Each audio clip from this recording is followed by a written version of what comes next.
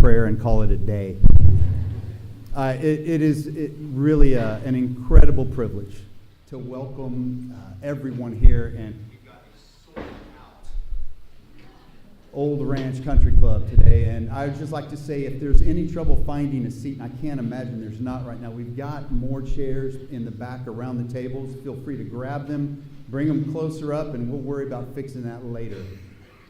But we are so honored that you have chosen to come celebrate and honor and remember the life of Christopher Todd Young, an incredible husband, father, mentor, brother, and friend. A role he, in fact, all these roles he excelled at. And there are many people in here I know who consider him the best friend they've ever had. And I couldn't possibly imagine a better one. And it's why when I look at this room filled with so many people and knowing T.Y. and knowing how he absolutely hated attention. This is his worst nightmare right now. And I just want to invite you to remember your friend, your brother, your dad, and your husband during this time. Remember the incredible man that influenced all of us. And I look forward to this celebration and this time of honoring and remembrance. And I just ask that you pray with me now. Our Father, I just want to thank you for the life of Todd Young and how you used him to enrich all of our lives. And I just pray that you would take this time to do so many things, to help us remember, to help us celebrate a life incredibly well lived. But I pray that you would use this time to heal as well. Our hearts have been hurting while we celebrate that he's now absent in the body, and we know that he is with you beyond any doubt. It's still a time for many in here to cry and to mourn and to weep. But it also could be a time to dance and to laugh.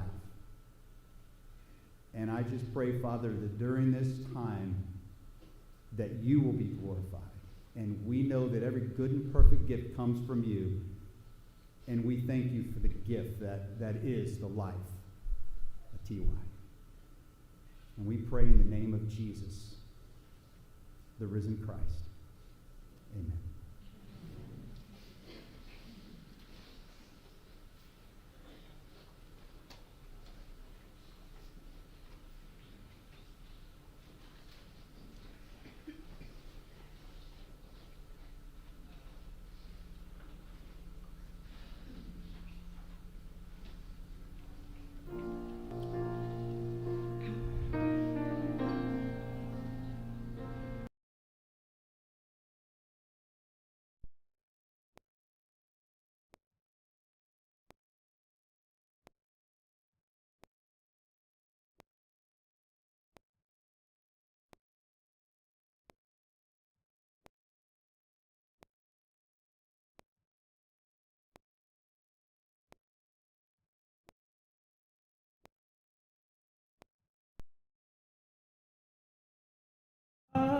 Now I'm found, was blind, but now I see.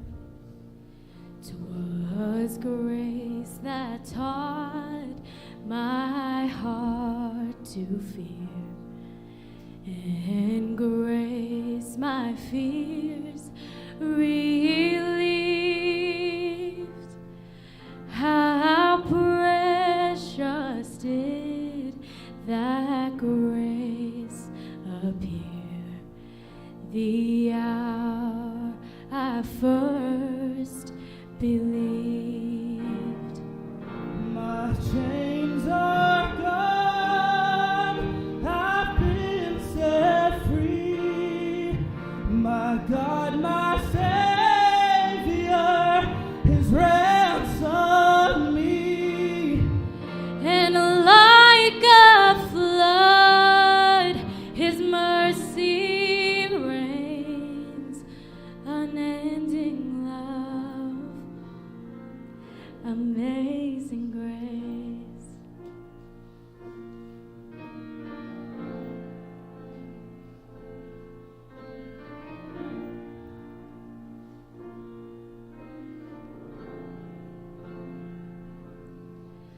The Lord has promised good to me. His word, my hope secures. He will my shield and portion be, as long as life endures. My chains are gone, I've been set free. My God, my Savior has ransomed me. And like a flood, His mercy reigns. Unending love, amazing grace. My chains are gone, I've been set free. My God, my Savior has ransomed me. And like a flood, His mercy reigns. Unending love, amazing grace.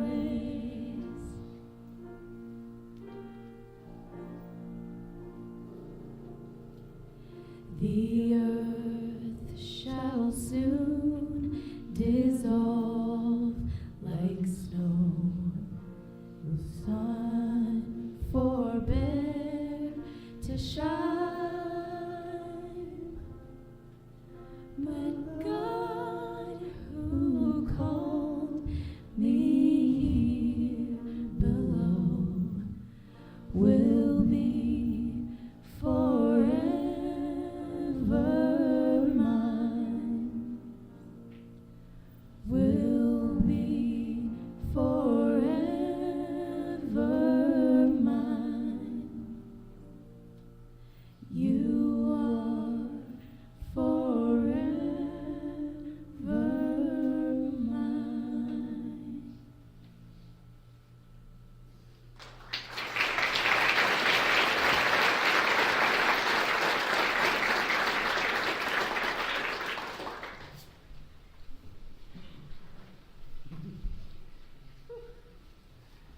Well, in one of the first conversations that Todd and I had when he first got sick, before his diagnosis was even official, he said to me, as much as I hate the idea of a cancer diagnosis, what I hate even more is all the attention this is going to bring. So, as Mike has already said, just Todd, my apologies. But as I told him then, it's just the price of being loved. And he knows that this is for us, and he would be okay with it because he really was the most effortlessly selfless person that I think most of us have ever known. For example, anytime we planned a vacation, I'd ask what he wanted to do or where he wanted to go, and it was always, whatever y'all want to do. I'm just happy if you and the girls are happy. And he truly meant that.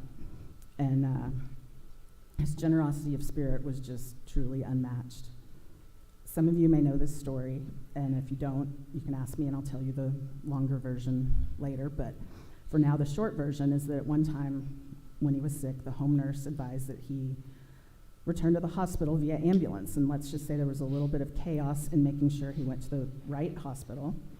And in order to make that happen, I had to get a little feisty with the 20 or something EMTs that were in our house. And the next morning in the hospital, the first thing he said to me was that I have a task for you. He wanted me to find out which firehouse was responsible for getting him where he needed to be, get some names, and to make sure that they were very well fed. And he personally selected a giant spread of food from Domenico's and had it hand-delivered. And this is just who he was. Like, I was the crazy wife busy yelling at them, and he wanted to make sure they had a good dinner. And it's not surprising, though, because I think feeding people was his love language. He was known for showing up at the tech truck with boxes of donuts or ordering pizza for everyone backstage. And we can't forget the OCCT hot dogs. For Todd, something simple, like bringing a kid a sandwich when he otherwise didn't have anything to eat, was not just a small gesture, but it was a purposeful act that he knew made a lasting impact. We have a little trivet in our kitchen that had a saying on it that says, the pleasure in having is in sharing, and Todd exemplified that. He valued relationships and experiences more than anything, and if there's something we can learn from Todd, I think it's to do the thing, and that is to take the vacation, buy the concert tickets, and most importantly, to splurge on others, and to be joyful always. He lived his life in the joy of God's grace and was therefore able to freely share it with others. So many of you have told me that you've missed hearing his voice, and so have I. The first conversation I ever had with him was on the phone, and I kind of fell in love with his voice then. But it took me a little over a year to realize I was in love with the rest of him too, but that's also a story for another day. Anyway, but while his voice is no longer audible to us, I know that it will always be with us, his humor and his wisdom. For someone who never really took himself or anything, for that matter, too seriously, he managed to impart a lot of wisdom with his carefully chosen words, and his strong voice spoke loudly through his actions as well. He loved us all so well. I'm so blessed to have been one of the 3 biggest recipients of his big love, and honored to have had a front row seat to witness how he loved others. I couldn't have asked for a better father or role model for my daughters. It was his greatest joy in life to be their dad. We love because he first loved us is the Bible verse that I had inscribed into his wedding band, and a promise that he made to me on our wedding day when he vowed to love me deeply because God loved us first. Todd was able to love us all so well because he knew that he was loved by his Creator and Savior. And that is the kind of love that truly does go on forever. We will continue to miss him tremendously, but we will also continue to be so grateful for every moment we had of his love and his friendship. He loved us enough in his short time here to last us the rest of our lifetimes.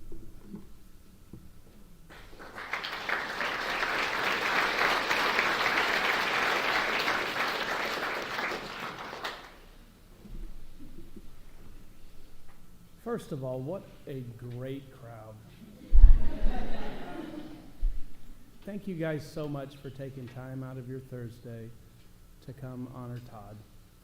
I'm Matt Bryant, and I am honored to have this privilege to speak. A month ago, we lost someone special, my good buddy from the 5th grade, Todd Young.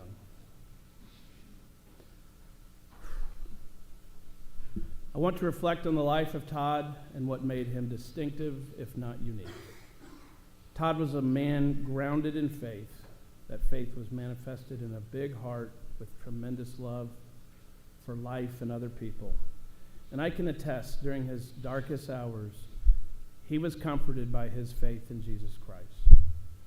I watched Todd's faith transform over the years. He became more and more generous and thought of others more and more. He effectively counseled so many of us. I've reflected on some favorite scripture passages recently, and as I did, I can see his smiling face. Galatians 5:22 and 23 speak of the fruits of the Spirit. Todd's 2 fruits of the Spirit that are just undeniable are joy and patience. So joyful and so patient. Todd believed in me. He always pushed me to grow, whether it was in my career, my golf game, anything that was worth doing. I was always my best version of myself when I was around him. I learned a lot from Todd. Todd had a certain genius about him. His sense of humor, his natural warmth and ready laugh made every conversation wonderful. What an active and creative mind he had, and the energy to use it so well. His investment in his friends' lives was amazing. His investment into his friends' kids' lives, it's almost incomprehensible. Todd loved to hunt and fish at our ranch in Texas. He helped me and my 2 sons set up this amazing camera system that networked and resulted in sending wildlife pics to all of our emails 3 to 5 times a day. And Todd marveled. He's like, he said, every time I open that email, it's like I'm back in Texas. He loved it. More meaningful was that he would call my 2 sons. Did you see that bobcat? Was that a coyote at Big Lake? We have a hog problem. You guys got to get out there. Hogs have knocked down the pen. These discussions were endless.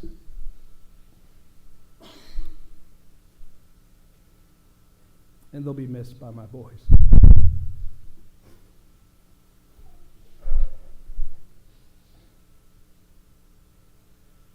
Todd's good friend Jason Petty can attest. Jason's son Lawson's fantastic high school football player. Todd watched remotely here every play that Lawson ever lined up. And that would lead to these discussions. Todd would call Jason. Todd would call Lawson. You graded out so good at that game, or what happened on this play? Just breaking it down like he does.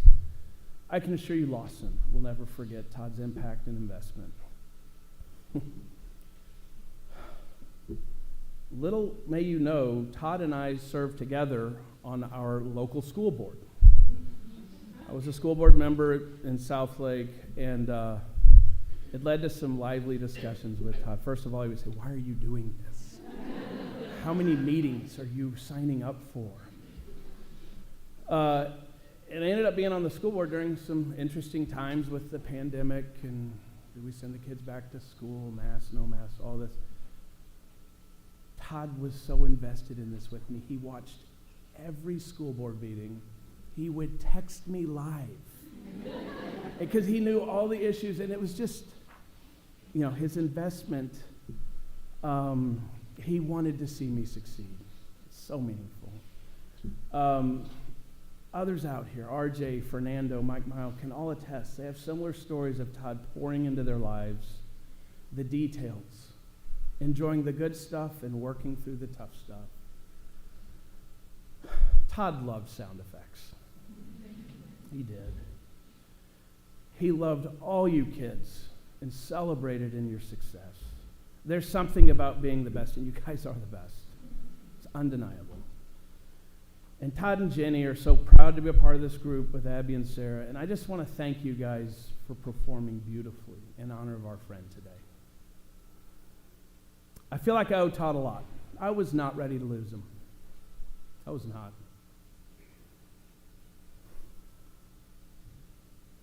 But I'm thankful he's at rest.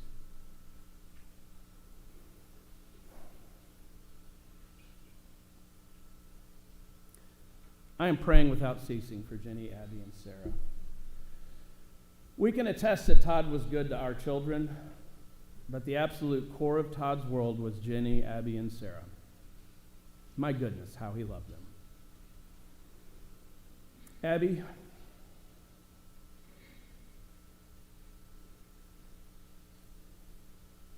your strength and stability remind me of your father. Your blue eyes remind me of Todd's blue eyes. Your constant smile just reminds me of Todd. It's heaven being with you two. It's like having Todd here with us. Sarah, your kind heart, your natural ability to think before you speak, and your voice reminds me of your father. Let me be honest, these last 2.5 months were hard. Jenny, your love for Todd is awesome. It seems these last couple of months there were 2 constants.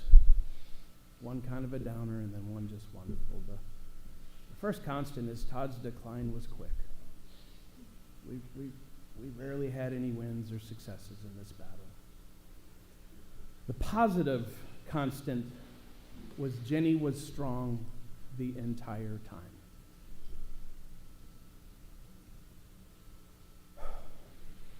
You've been a rock for him.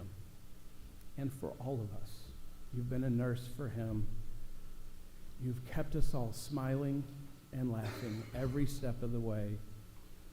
You are an amazing and wonderful person. Jenny, Abby, Sarah, this whole room, we are here for you. My final thought, and I'm going to paraphrase the Apostle Paul. Todd Young, I thank my God for each and every remembrance of you.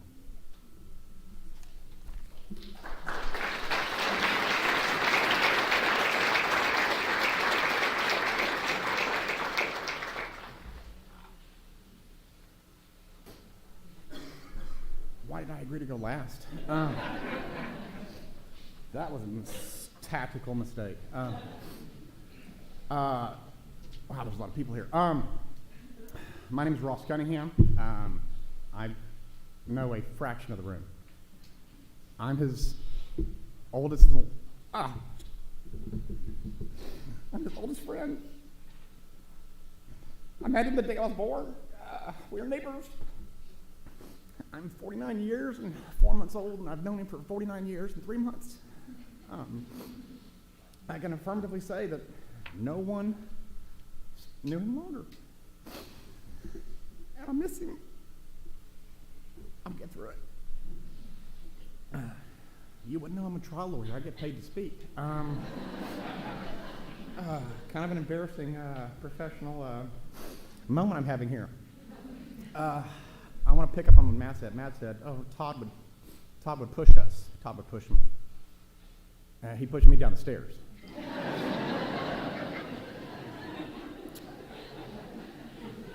What today is truly comedy, the fake wrestling, the WWE or whatever it's called now, Raw or whatever it is. When we were kids, and Todd's 4 years older than me, so it was never a fair fight. But I had a high pain threshold, and I never gave up. So what is that fake wrestling today kind of started in Dallas, Texas, back in the day. And there was these terrible wrestlers named the Freebirds and the Von Erichs. And they wrestled at this horrible pit of a place called the Sportatorium, which is now next to the jail. And that's right where it should be. And it was on Friday night wrestling after Dallas and Falcon Crest.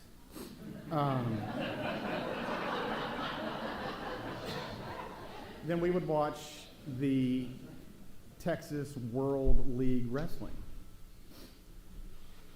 But that's not where it stopped. We didn't watch it. We then reenacted it. And Todd, being 4 years older and 4 years bigger, he practiced all the moves on me. Now, that comes a little bit full circle because about a month ago when Todd passed, I was in the hospital just getting over neck surgery from clearly the injuries that he imparted to me about 43 years ago.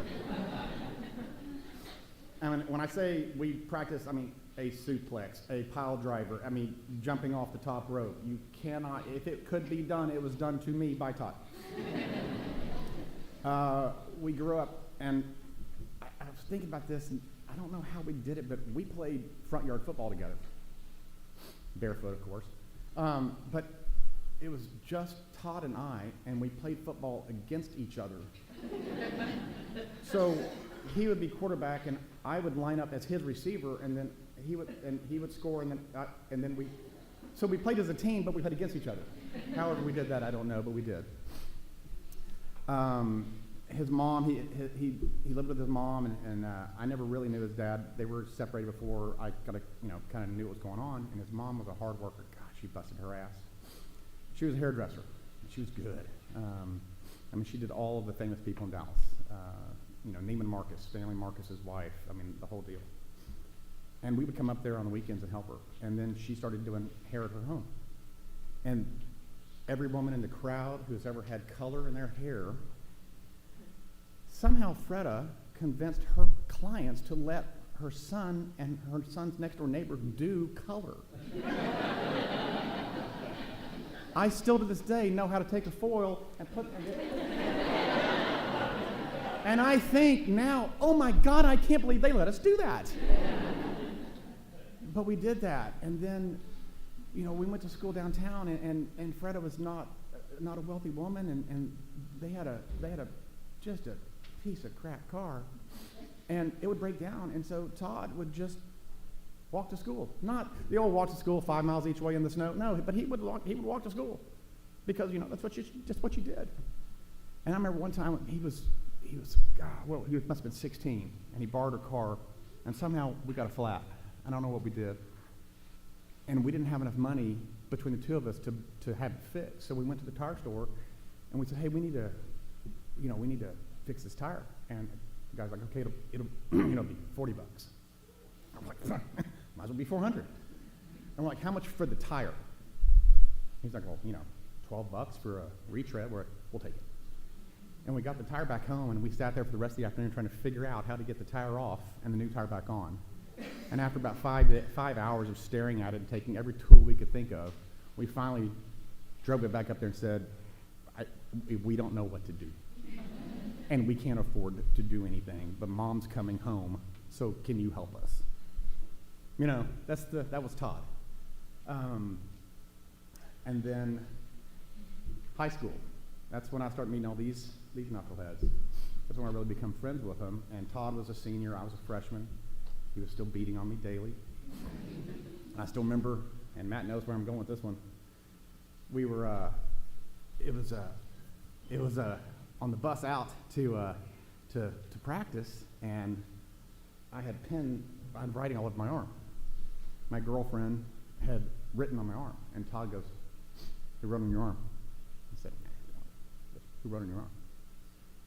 I said, I don't know. And then after practice, we were sitting there, and we were at Jody Lynn Britton's house, and we were sitting there, and we were drinking ice water out of a mason jar, and there's a little chip in my tooth right here, because I was about to drink, and he goes, "Last chance, who wrote on your arm?"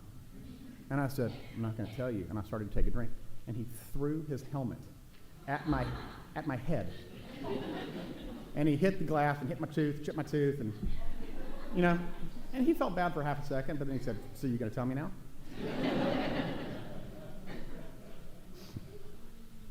Then Todd goes on to college at A&M and meets a few more of the knuckleheads here, and comes back, and we stay tight. And I can say I knew Todd for my whole 49 years, and whether we were in the same state or not, he was always there, right? And I bet anyone in this room has had a voicemail from Todd that says, "Hey, call me," right? For 49 years, right? "Hey, call me." But he moves on. We break apart we literally grew up 2 houses apart.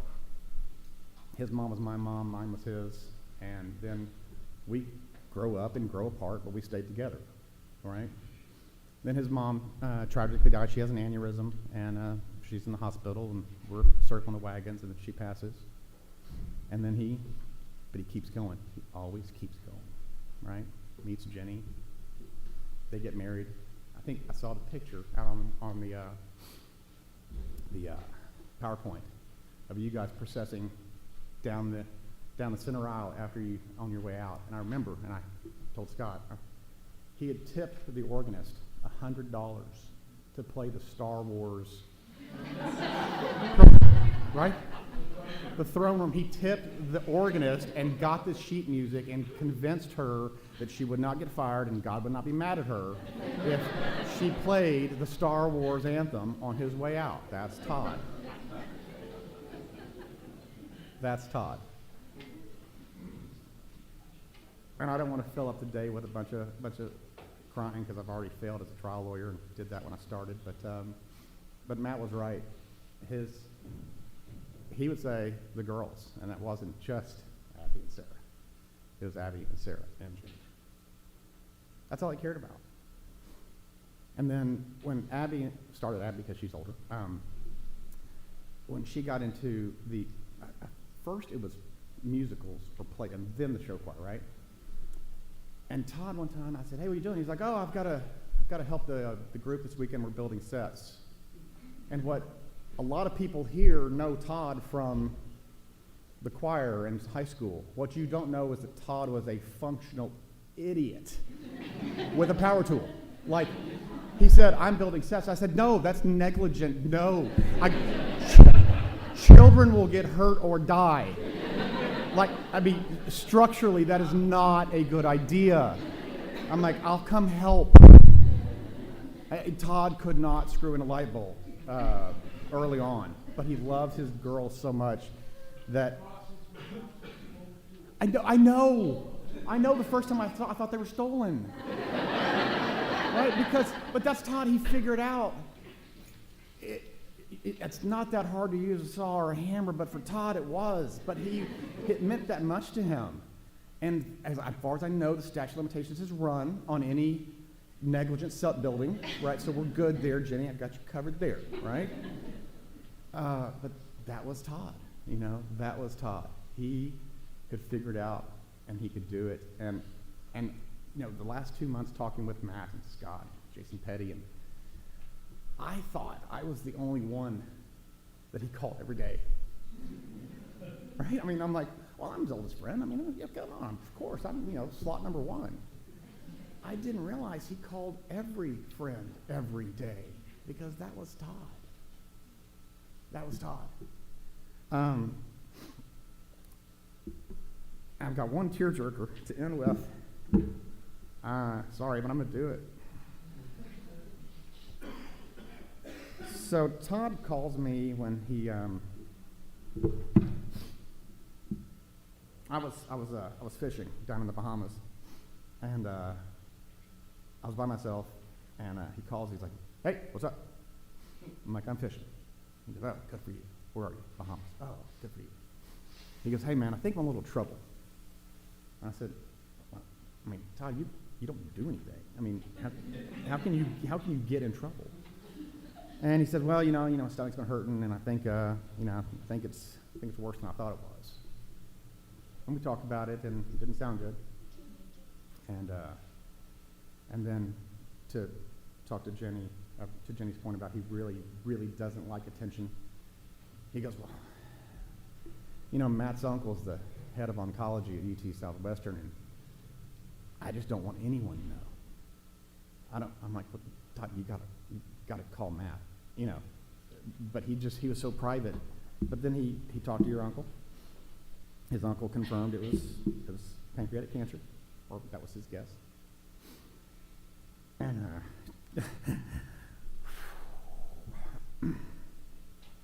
Todd sent me this text. Man, I'm getting older too.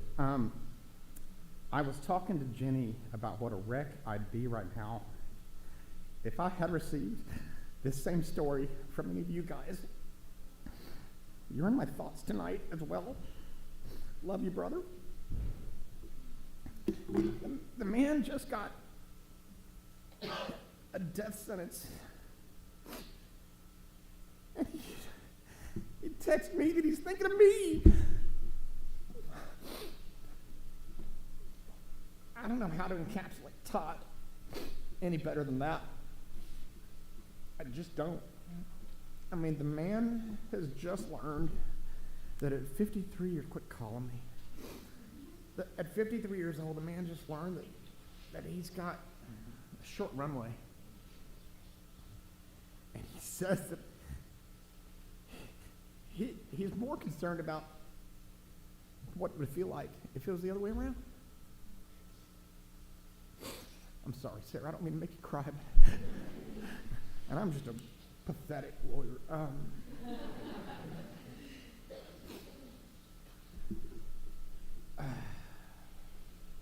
That's all I got. Todd, I love you and I miss you. And I'm always going to miss you. So, that's all I got.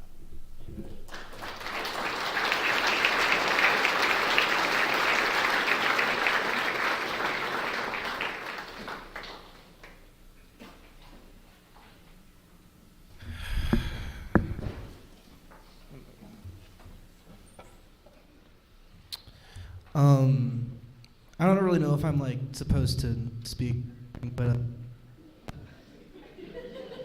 I should. Todd Todd was that guy that, like, he just brought positive energy wherever, and so he was always around, like, when we were all in choir and stuff, and I think he is, like, possibly the most, like, unilaterally supportive person of me that I've ever met. And I didn't get to know him as well as some other people here definitely did. But the other day I was talking to my professor at school about, like, coming to this because I had to, like, prepare. And we were talking about it, and he said you can never underestimate the people in your life who are always in your corner like that. So he was that for me. And when a few weeks ago Abby texted me and said before he passed, he asked if he would sing because he always was really big fan. I was like, I'll drop anything to do it. And he would always, like, ask when music was coming out, and then he died a week before this song of mine was supposed to come out, and that has been sitting with me for a while. So this is to repay that favor. And I know I was told that for a lot of people in here that they may have context to, like, this song and this artist. You can ask somebody else about it. But yeah.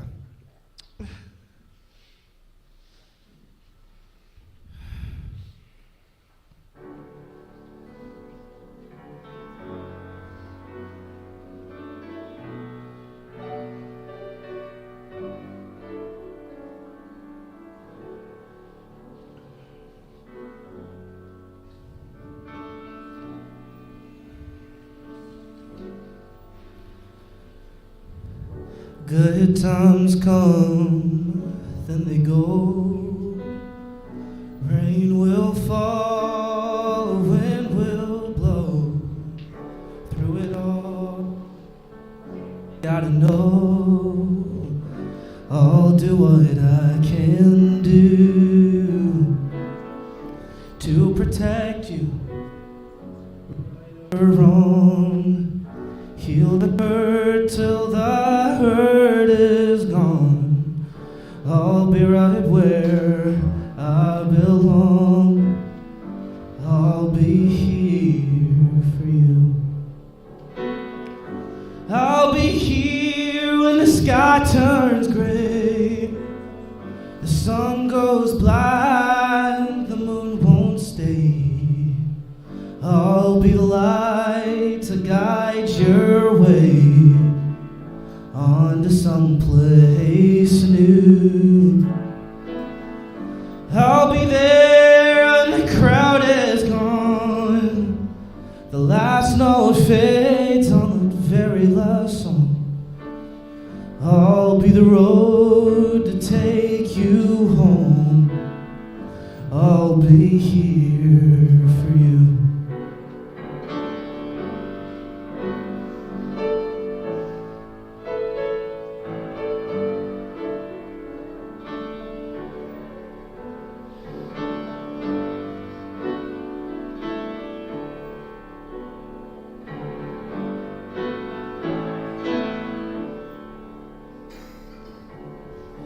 When your star falls from the sky and your wings don't want to fly, I'll be right there, standing by, helping to see you through. 'Cause better days will come again. Clouds will break, your heart will mend.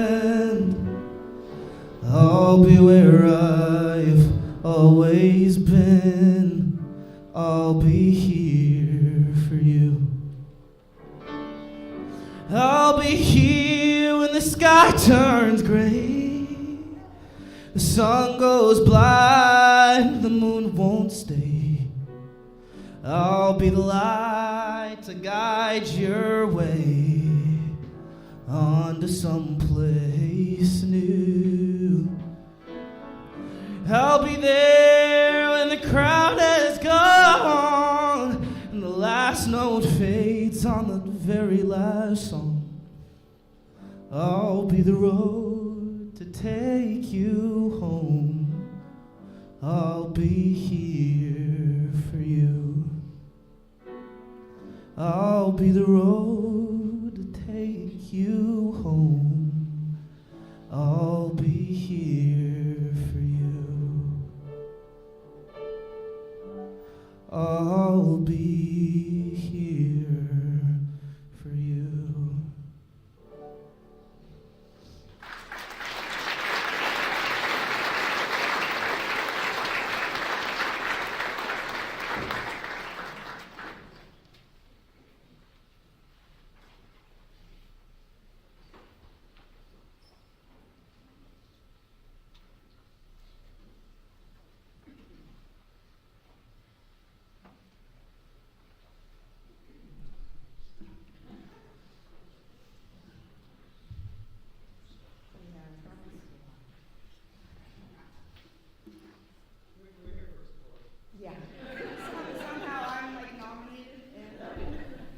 There's only one person who hates this more than Todd, and that would be me. But he was an amazing guy, and somehow I'm going to do this for you. I stand before you in my tech black.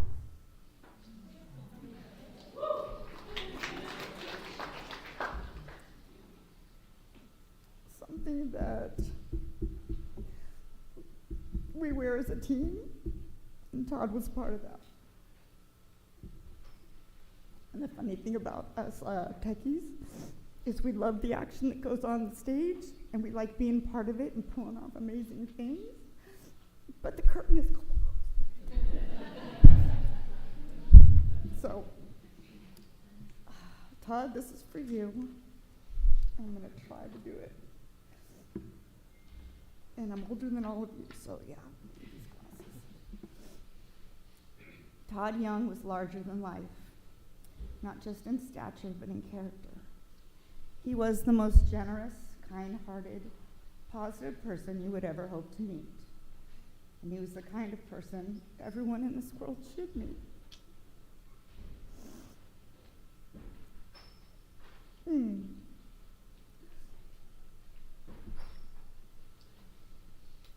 I did this at home really well.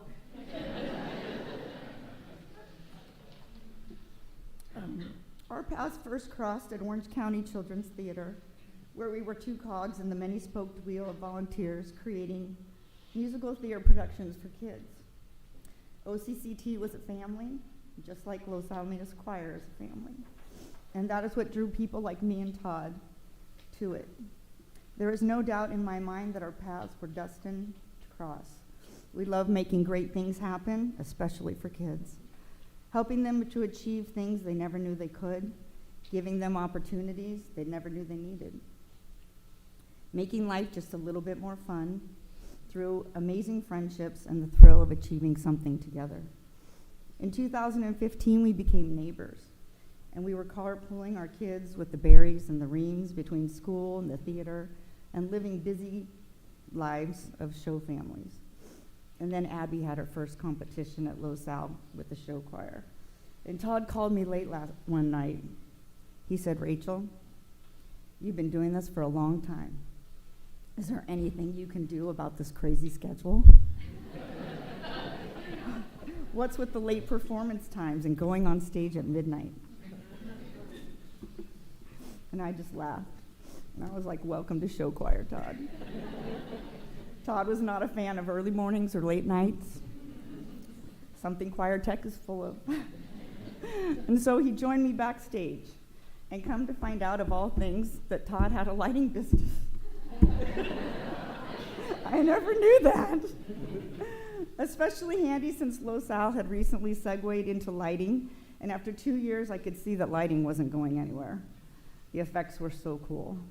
But the gear was expensive and heavy, and I had kids schlepping 100 pounds of cable with more connections for power and DMX than we could keep track of.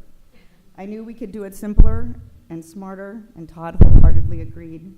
What's more, as I was soon to discover, Todd had contacts. Amazing contacts. Industry contacts. Todd had a guy for everything. Needed cables made? Todd had a guy. Needed road cases for new moving lights? Todd had a guy. Needed used lights at a great price? Todd knew someone. Needed gaff tape at the last minute? Or a plumber or someone to do your floors? You guessed it, Todd had a guy. Todd knew everyone, and everyone knew Todd. And he didn't just know them, he really knew them. He had a million stories of a million different interactions because Todd connected with everyone he met. He was a salesman, sure, but more than that, Todd cared about people. He cared about them, and he made sure they could count on him.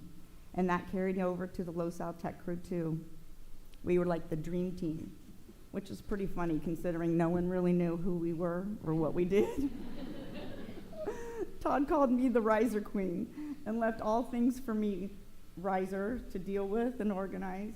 I was also the creative one, coming up with crazy ideas that the guys would somehow make happen.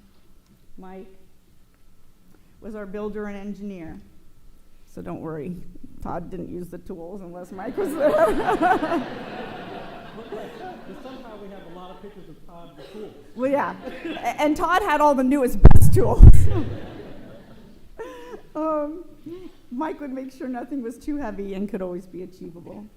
Scott was the welder and the jack of all trades who could make anything happen.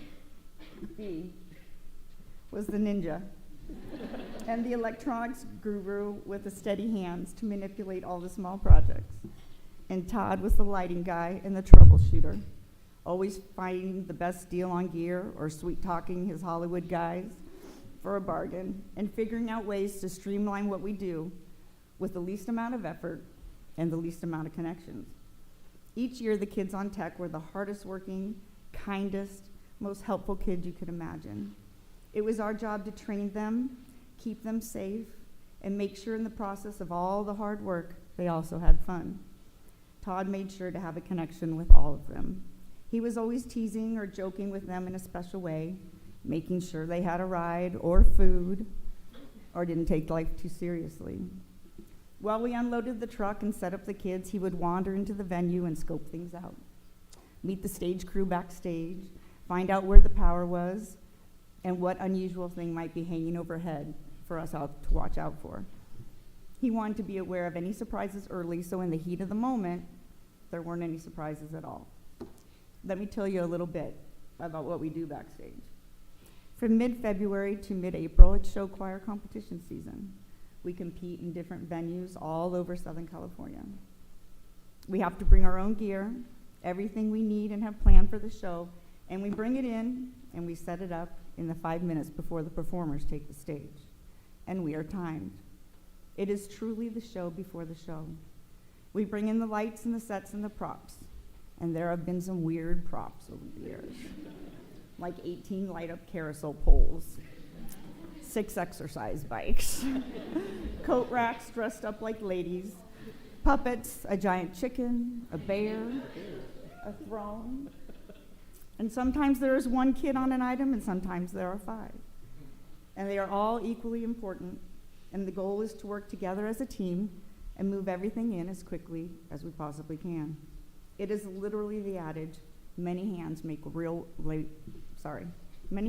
light work in real time. Abby and Sarah were part of these crews, as were all of our kids. And it's an awesome experience to share with them and to share with the choir. And Todd loved being a part of it and being with his girls. Now this year we had an unusual set because we are looking to stand up a 32-foot wide by 13-foot tall arch behind the risers. And everyone we talked to said we couldn't do it, which is nothing new really, because they tell us that every year. Professional people in the industry just shake their heads at us and say, no way, can't be done. If you have it half an hour, you can do it, but 5 minutes, It's not going to happen. But we know our history and we know our kids. Todd was able to be in on the early planning for this year, and continually he'd shake his head. He said we were crazy to even try this and we needed to come up with a better idea. And we go back to the drawing board and scratch our heads and research more options. But the set needed to be safe, and it needed to be achievable, and it needed to be doable. But this curtain idea seemed really important to the show, and somehow we just had to pull it off. Finally, Mike came up with a way to do it, at least on paper. We called Scott and ran through the plan, and he vetted it, saying we could totally do what we wanted to do. We put it into motion, despite the fact that we didn't really know how we were going to pull it off. And we trained the kids on moving the gear. Well, part of the gear. We never seemed to have it all in one place. Sorry. Or ready at the same time. So we practiced with some of the gear and some of the kids in small groups and whenever we could get them. And we would have loved to practice the whole thing with the kids, but it didn't work out that way. And suddenly we found ourselves at the first competition at Burbank High School, having never teched out our plan completely, and Todd was not there because he had passed away just the day before. We were all feeling the loss of Todd pretty heavily, and putting our best faces on and going through the motions and doing what we do. But there was a big hole where Todd was supposed to be. No one was scoping the venue and glad handing the stage crew. No one was showing up with a big load of donuts for the kids, though Michael Berry was kind enough to run out and get some in Todd's honor, and we toasted Todd with our donuts. And Todd's absence was felt deeply. And we had this crazy set, which we had never set up before, and we didn't know if it was going to work. Luckily that day, it didn't rain, and that's got to be the first time in 5 years that it hasn't rained. Don't tell me Todd didn't have something to do with that. We had little tasks to do to get ready, but usually we're scrambling up until the very last minute, rewiring something or building something that was needed for the show. It was like Todd was saying, relax, you guys, you got this. He was always, why do all my pages stick together? He was always chill and knew worrying would just slow us down. And then it was nighttime, showtime, and we took the line and we loaded into the venue and we made it happen in true Los Al fashion. Everything was set up for the very first time, and miraculously somehow it all went together and up into place. And everything powered up and kids had an amazing show. And then the curtain fell and we raced out with everything in tow. And you know what? We even beat the clock too. And we looked down around at each other like, what just happened? And we were ecstatic. And I know, Todd, I just know you were right there with us, clearing the way, watching the connections, making sure that the power was going to work so that we didn't let those kids down. Todd Young was the most positive guy you'd ever hope to meet. He was the guy who told you there was no need to worry, and you believed him. He was the guy who you could always count on. I will miss Todd's generous spirit and his zest for life. I will miss hearing Buenas tardes when he would call me in the afternoon. And I will miss his special gift of colored gaff tape before each season, because he knew it would make me ridiculously happy. And it was the signal that our season was beginning. We all wear our tech blacks with pride, but never more than this year, with our TY15 on our sleeves. We've carried you on our sleeves and in our hearts all season, Todd, and we always will. I will never forget the way your voice and your laughter would make each day better.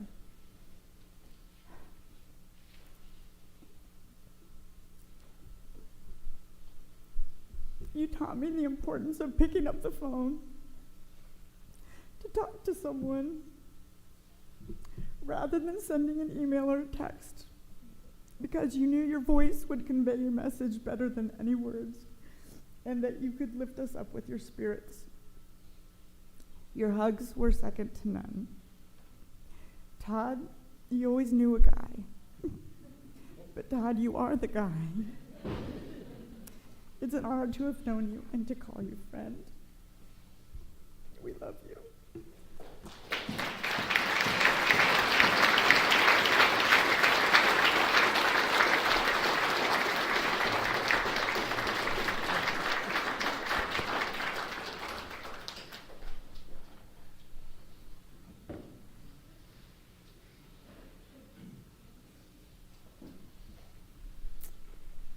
everybody.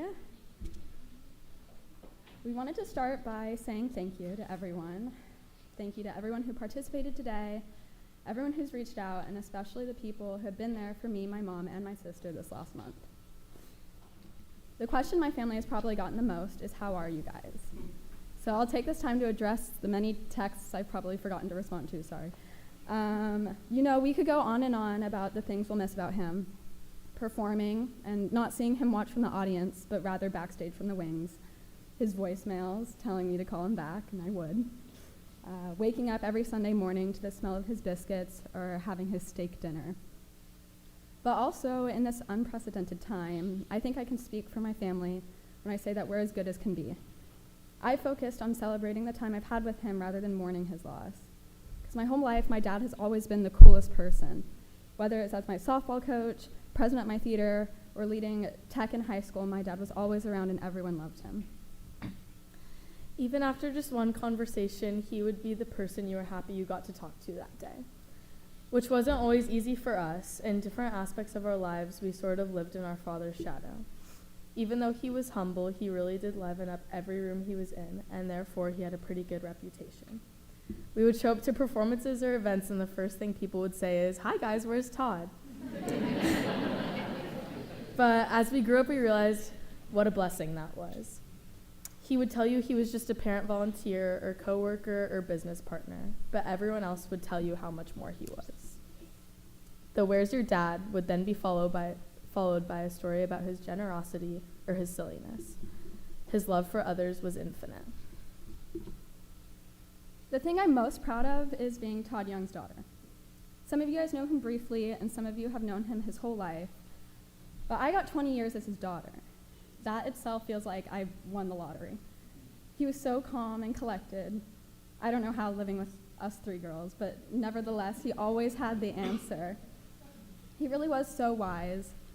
Whether I was stumped on my math homework or something broke in my apartment, my first thought was always, well, my dad will know what to do.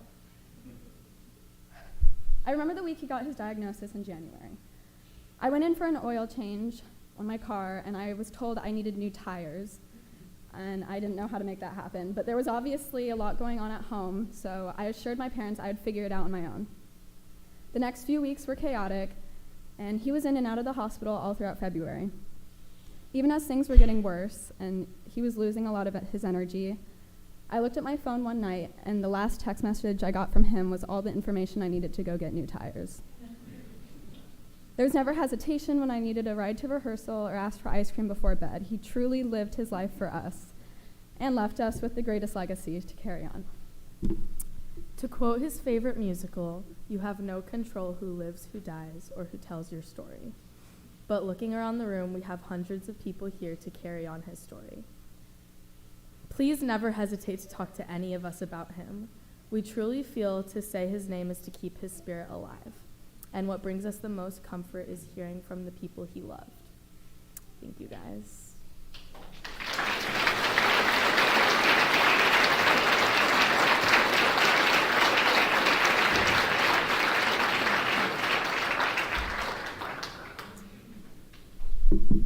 Abby, Sarah, thank you. Actually, thank you to everyone who spoke, except Ross. Where's Ross? Here we go.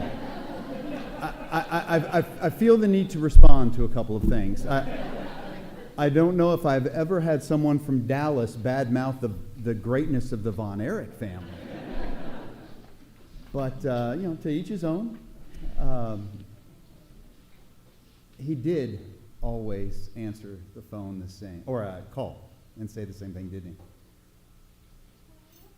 And it's amazing. I'm wondering when he worked.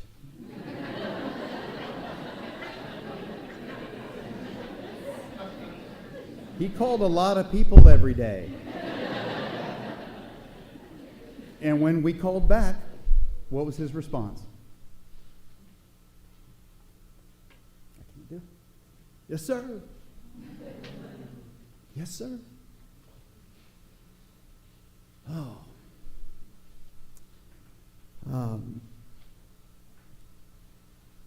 I want to get into a little bit, well, maybe a lot of Todd. I am looking at the watch, by the way. And I will say that, unfortunately for y'all, I saw a friend of mine, post something today about a celebration of life they attended yesterday. That was 2.5 hours. So I have a number to shoot for. I'm kidding. But with that said, I could listen to 2.5 hours of celebration for Todd Young. It'd be easy, and it'd go quickly, and it has. But I did want to read a passage from Scripture, and I'll get back to this in a moment. Because the great thing about what we're doing now is that we get to remember someone whose highest love and highest loyalty was to God. And as great as he has treated his daughters and his wife and his friends, that was all born out of his relationship with Jesus. And in John 11, something that is shared quite often at a gathering like this, Jesus said, "I am the resurrection and the life. He who believes in me shall live even if he dies. And everyone who lives and believes in me shall never die." And he asked this great question: do you believe this? Do you believe this? And like a lot of people up front here, I had the incredible privilege to spend several days during his last week with us with him. And really for the last couple months, and Matt so eloquently stated, I mean, those last 2.5 months, they were bad. They were rough. But his faith, I think you also said this, Matt, his faith never wavered. And his focus and his perspective was always on the ball. And he knew exactly what the future held for him. Exactly. And to be with someone who is so weak that last week, but yet so strong in his faith, and I can't believe this wasn't brought up. Y'all stole so much of what I wanted to share. Thank you for leaving me this. But on that Tuesday where he and Jenny made the decision to call in hospice, and this was just a gut-wrenching moment. And that Tuesday night, he looked at me. His voice was really weak. That booming, powerful, sweet voice had gotten so weak there. And we had such a great conversation about what lay ahead of him. And in fact, he had asked me, Jenny doesn't know this, I had changed my flight to leave. And he asked me to do him one more favor. And I said, "I'll do anything for you." He said, can you stay one more day? Absolutely. I'll do anything.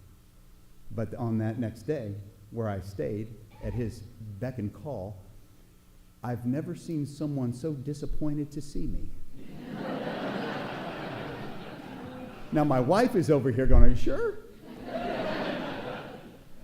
But Abby, you felt the same thing? He didn't think he was going to live to see the next day. And he honestly didn't want to. He wanted to see Jesus. And on the day, on March 3rd, I remember getting the news from Scooter. I called my brother. And I wasn't sure how to tell him because I could tell he was driving. And his reaction was so priceless. He said, "That's awesome. Jesus just got the biggest hug he's had in a long time." And if you're here, you probably have had a TY hug, and you know exactly what that feels like. And as Rachel just said, again, TY believes this. And we who are also followers of Jesus, we can rejoice because we know that TY knows a guy. He knows a guy. And wow, does he ever know a guy? But I want to talk about TY for just a minute, about the who. And Ross mentioned this. He was always there. Now, granted, he lived 2 doors down from me. He was always around. You couldn't get away from him. I met T.Y. in college. I was a junior in college when he showed up at A&M. And, wow, we became fast friends. And so I can't speak to much of the lunacy of the elementary, middle school, and high school days. And there was lunacy. But I can speak with great passion and expertise on his college craziness. In fact, whenever I would share with a church, a lot of times I would get in trouble whenever sharing a story. And whenever I shared a story, it said, when I was in college, there was usually something bad that followed it. And many times T.Y. was involved in that story. But no, he was always there. And in my family, that's what our kids value. That's what we value. When someone shows up and they're present. And I remember when we were in college, it was a Friday. Now, this was a different world. I know we've got a lot of high school students in the back. Completely different world, guys. No Rotten Tomatoes, no internet, no cell phones. But we were in my apartment on a Friday morning reading the newspaper. And I should have brought one as a prop, just to show you what it was like. But that's where we got our information from. And there was a movie review. Now, we didn't get to read 200 of them. There was usually 1 or 2 movie reviews that we would rely on. Do we want to go see this movie? And this is one thing about T.Y. that we clicked. He checked every box with me. We liked the same movies. We liked the same music. We were into Star Wars and The Godfather and country music and basketball and we liked it all. And everything clicked. Well, we read this movie review, November of 1990. And we lived in College Station, Texas. We didn't have a Starbucks. We didn't have chili. We didn't have anything there. And much less, we didn't have this movie showing. And it was this new Western that looked really good. It got a great review. And I just looked at him and I said, Dallas is only 3 hours. Without skipping a beat, T.Y. looked me deep in my eyes and into my soul and said, I'm there. And we got in the car, drove 3 hours to Dallas, stopped by Snuffers Bar and Grill and got a cheeseburger. I'm getting a lot of affirmation right here. Cheeseburger, cheddar fries, and pink lemonade, and then we went to see Dances with Wolves.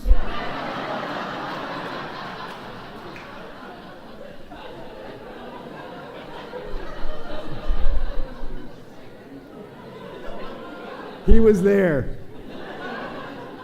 He was there. Then we drove back.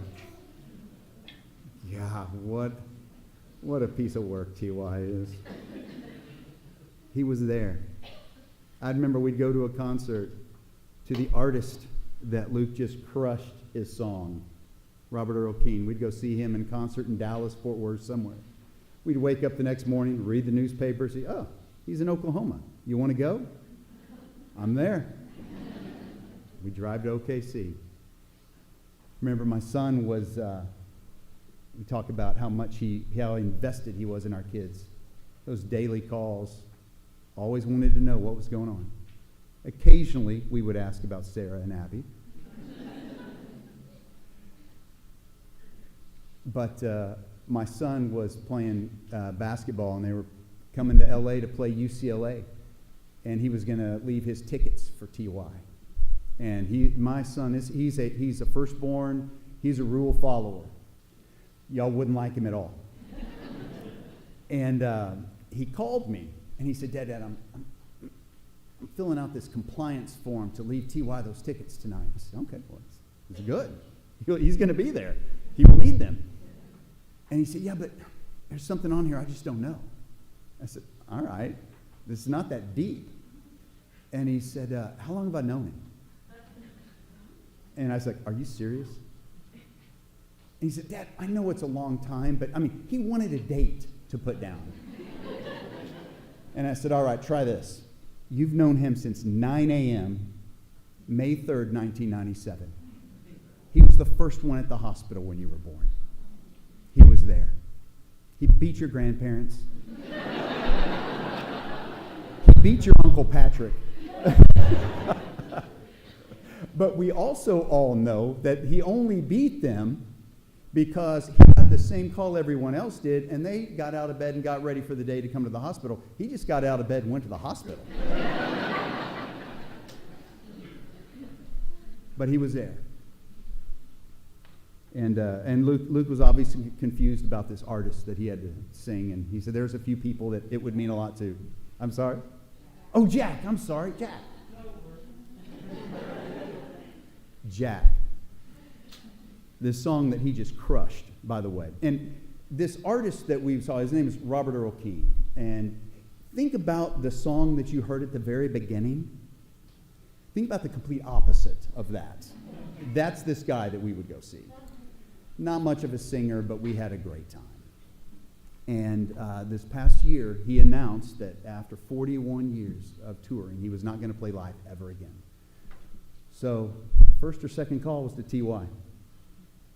And I said, there's no details yet. We just know his last show will be in Helotes, which is near San Antonio, Labor Day weekend. To the surprise of absolutely no one, he said, Jenny and I are there. We'll fly into San Antonio. We're doing this together. We had seen this gentleman. Easy there, Michael. We've seen him dozens of times together. We saw him 5 nights in a row at 5 different places. There's some weirdness there, I'll admit. We can talk about this later. But it was a very emotional thing for us, and many of us who are here right now were there. And as that show approached, I was really excited about them coming and us all being together. But I would sneak off and see another show somewhere in Texas that he was doing. And there's a song he has. It's called Gringo Honeymoon. And it's a song about the perfect day with his wife. And in the song, he just wants the world to stop. And of course it doesn't. And in the song, you meet a lot of colorful characters. There's this crusty caballero who plays an old gut string guitar. He sang like Marty Robbins could, and he played like no one I've ever heard. And the last line after that was he said, for a moment, we knew that life was good, and it was ours to take back home. And as I was watching these shows that last year, I thought, man, you know what, this guy, he's our crusty caballero, right, Ross? He's our guy. And going to these shows, that was a reminder that life is good, and all this darkness and division and insanity, life's pretty good. Life's a gift. And then we went to Helotes. Jenny, T.Y., my brother, Leslie, my wife, Dara, Ross, Erica, were there. And I remember I'm sitting next to T.Y. We've got Ross and Erica and Jenny, my daughter, and the rest of this crew right here. And it's an emotional night. It's a weirdly emotional night. And he played that song. And when he sang that lyric, I thought, wait a minute. As I looked at the crew I was with, well, I don't know if Robert Earl Keen is the reason that life is good and it was ours to take back. It's being with these people. It's being with T.Y. That's what made life good. And that's what I took home with me. I remember leaving the show, 3 hours from my home, and we were going to stay in a hotel. I thought I could stay up all night just thinking about that thought on the way home, about how good these people have made my life. And T.Y. always showed up and was right in the middle of that. And I'll never forget that last week, being in his room, and in this weak voice, he said, Macy, who's my daughter, my youngest daughter. I said, what? He said, Macy. I want to hear Macy. I said, oh, you want to hear a story about Macy? He goes, no. Like, you idiot? I want to hear her sing. And she leads worship at our church. And it was Sunday, and I happened to just pull out my phone. I put it on his chest. And as soon as she started leading worship, you just saw him start crying. Still showing up for our kids. And to have, and Scott, you know this, you were there, Maddie, to have a 30-second conversation wore him out. Well, that's awkward. Come in? There's no chairs. Well, I've totally lost where I was. 30 seconds to wear him out. But for him to sit there for 4.5 minutes worshiping was magic. It was magic. That's who T.Y. was. The guy who was always there. That's who he was to me. But why? Because as Jenny said, because he was a follower of Christ. And he loved him because God first loved T.Y. And it's the same for us. Every conversation was intentional for T.Y. Every act of service, every act of love, he was actively the hands and feet of Jesus, whom he followed. And so many people try to turn following Jesus into a circus.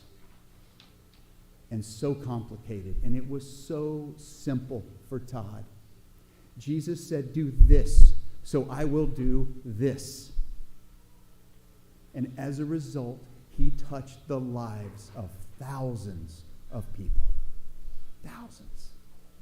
Because he simply did what Jesus said do. And so many people think, and they're rightfully so, T.Y.'s the best friend they ever had. I would ask for a show of hands. It would be staggering of how many people consider him the best friend they ever had.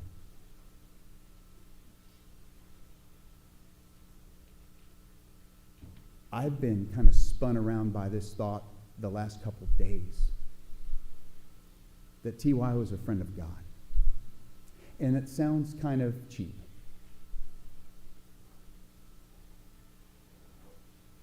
It sounds less than. Well, Jesus is his Lord. It's his Savior. And indeed he is. But I think in Exodus where it says that God talked to Moses face to face as a friend. And he refers to Abraham as my friend, Abraham. You go, well, you know what? That's Abraham. That's Moses. This is Todd. And then I think about in John, where Jesus says, you are my friends. You are my friends. And he says, the way you are my friends is how you love one another. I'm not going to ask for a show of hands, but who in here thinks that T.Y. was a friend of God? I know no one who has loved others to the degree with the ferociousness that he did. He was the hands and feet of Jesus, and he was his friend. And that, to me, is a staggering thought. The idea of God saying to T.Y., hey, sit down for a second. Let's hang out. Loosen up those sandals. Loosen up that shawl. Trim that cigar. Let's hang out for a while. Just you and me. That's a staggering thought to me. And that's who T.Y. was. He was a friend of God. Excuse me.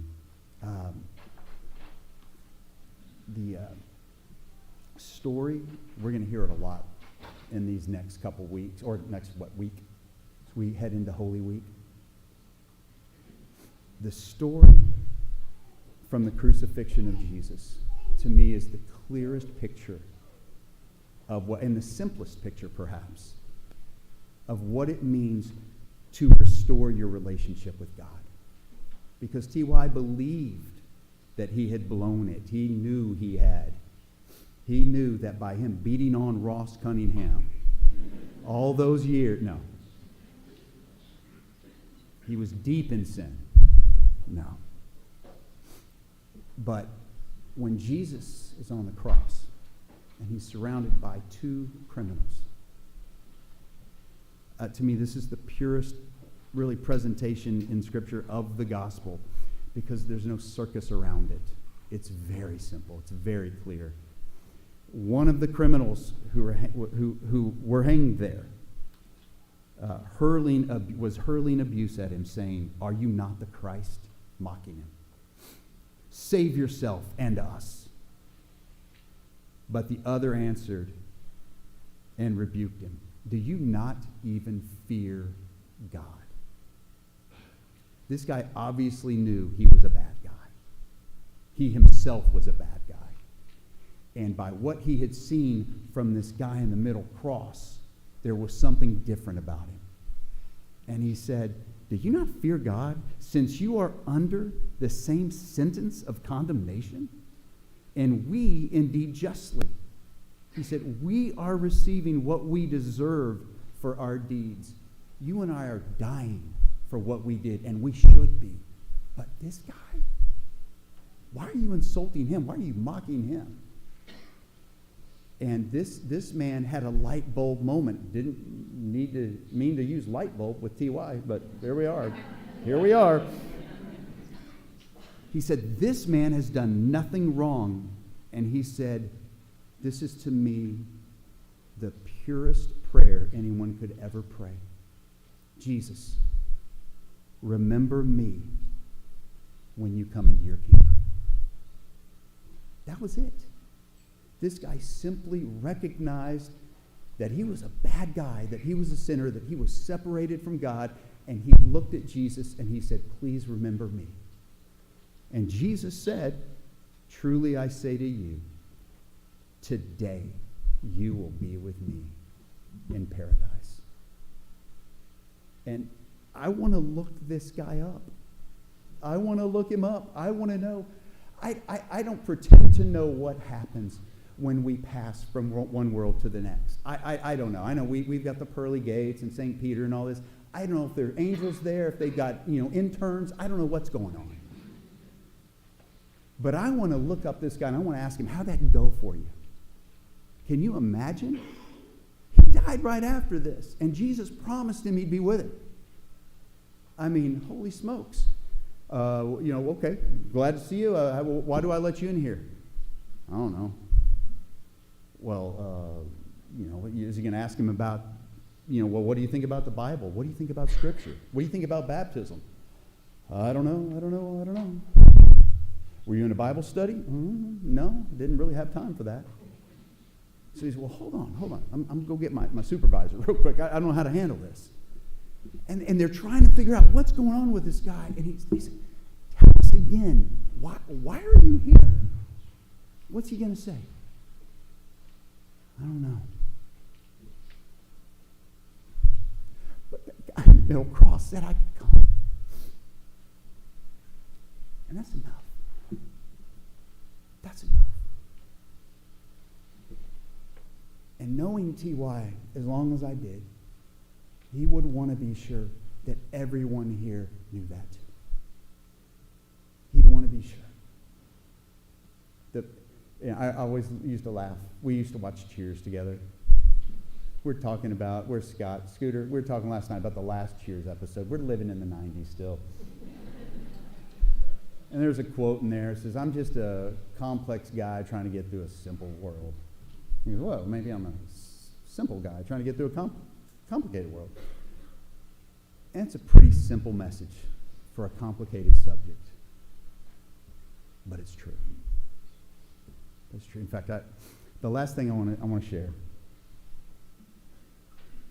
This was also in 1993, 92. I can't remember. Scott can probably tell me. It was a Sunday. That's not enough information for you. Scott's like, yeah, I got this. I know when it was. It was a Sunday. Okay. What year is it, though? I don't know. It was I just know it was a Sunday, and the Cowboys were playing the San Francisco 49ers in the NFC Championship game. So everyone in here knows that was an eternity ago.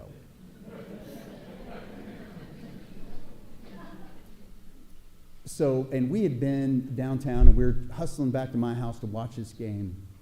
It was a nasty day. It was raining. It was like 35 degrees. And as we're maybe 4 blocks from my house, and we see this golden retriever lost. And probably most of you know TY has a golden retriever, sweet Remy. I'm a golden retriever guy. I'm not sure about Scott, but go with me, bud. There is no way we were going to leave a lost dog out in the wild of Dallas when it's raining and cold. So we pull over. And, we have 3 guys getting out trying to get this dog, and it is terrified. I don't know how long it had been out, but this dog was terrified. And we are just trying to coax it. Oh, come here, pretty boy. Come here, pretty boy. Come see us, be our friend. He did not want to be anyone's friend. And he's so skittish. And I'll never forget, we weren't going to give up, but we were like, are we going to rush him? And just dog die of a heart attack right there. And I remember getting down on my knee and saying, come here, pretty boy. Come here, buddy. Bud, come on. Come here, bud. Come here, buddy. And that dog just cocked its head to the right and looked at me like I was insane. And he walked right up to my chest. And I'm just petting his head, his wet head, and I'm thinking, oh, you're such a good boy, you're such a good boy. And I looked at his collar, and his tag said, my name is Bud.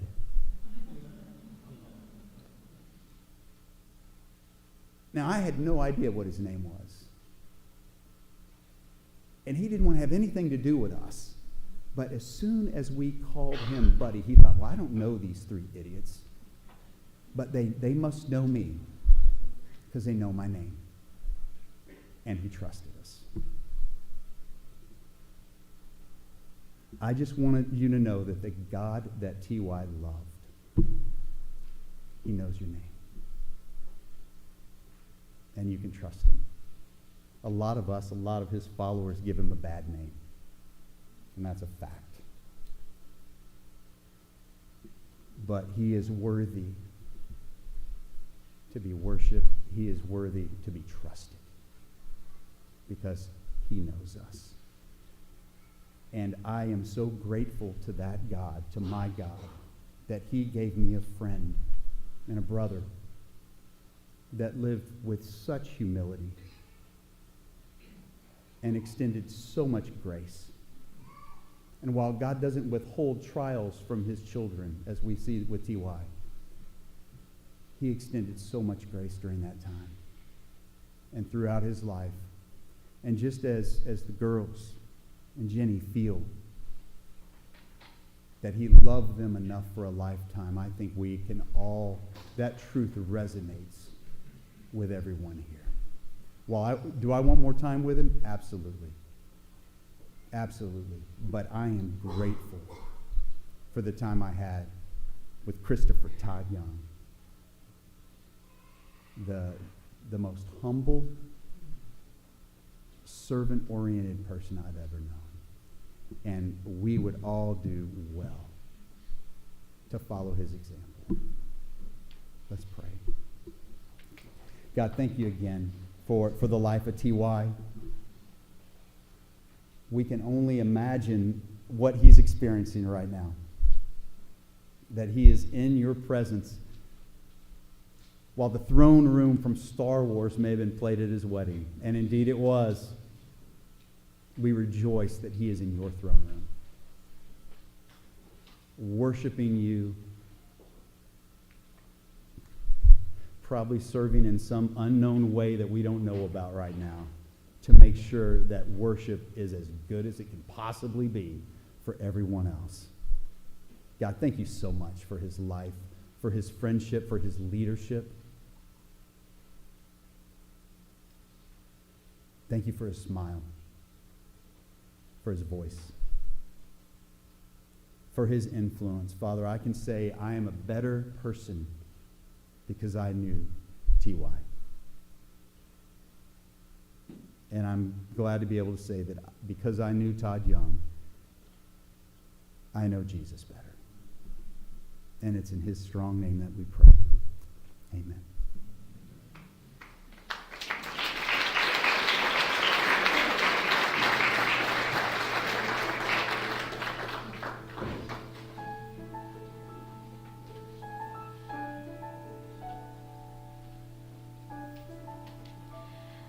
Only imagine what it would be like when I walk by his side. I can only imagine what my eyes will see when your face is before me. I can only imagine.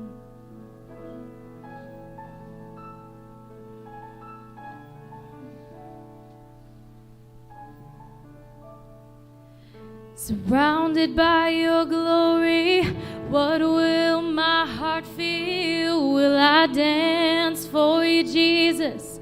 Or in awe of you be still? Will I dance in your presence? To my knees or will I fall? Will I sing hallelujah? Will I be able to speak it all? I can only imagine. Yeah, I can only imagine. I can only imagine when that day comes and I find myself standing in the sun. I can only imagine when all I will do is forever, forever worship you. I can only imagine.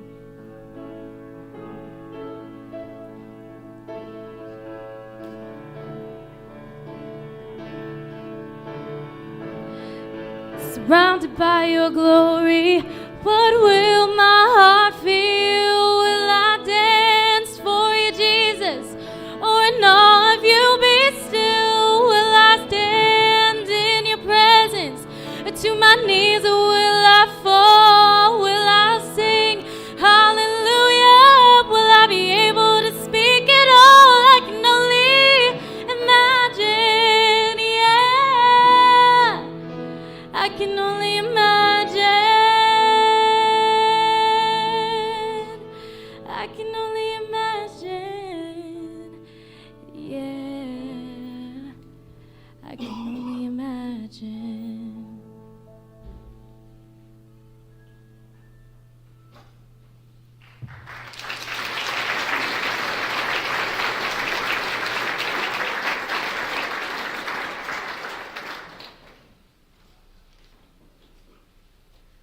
I just have one thing to say. Thank you so much for coming and helping celebrate the life of a truly great man.